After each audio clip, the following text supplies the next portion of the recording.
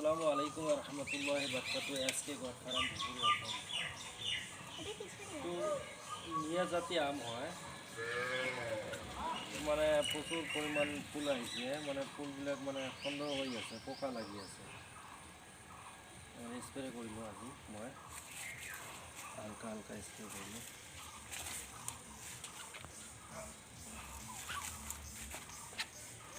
ইয়াততো প্ৰচুৰ ফুল আহিছে, অনেকে মানে ফুলবিলাক ঝৰি পৰিছে, মানে ফুলবিলাক ঝৰি পৰিছে, পোকা লাগি থকাৰ কাৰণত ফুলবিলাক সব পৰি গৈছে। মই আজি এটা নতুন বস্তু দেখাম। এটা কি ফল গাছ? এটা পেয়ারা হয়, মধুরি পেয়ারা। গাছটা কেন এখানে মানে প্রচুর পরিমাণ ফুল আহিছে, একদম মানে যাক কয় সুপরি, যেটা আমার সুপরি ফল বুলি কয়, এইটো হয়। এইটো বাহিৰৰ সুপাৰি হয়, ভ্যাৰাইটি। এইটো এটা প্ৰচুৰ পৰিমাণ ফল আহিছে, সব এয়া প্ৰচুৰ ফুল আহিছে। ৰামবুটান, এইটো হয় ৰামবুটান।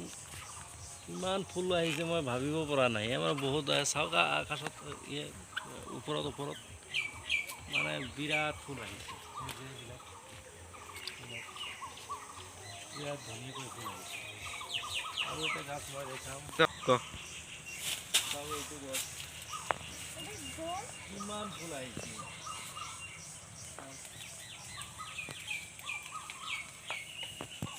বিৰাট ধুনীয়াকৈ ফুল আহিছে।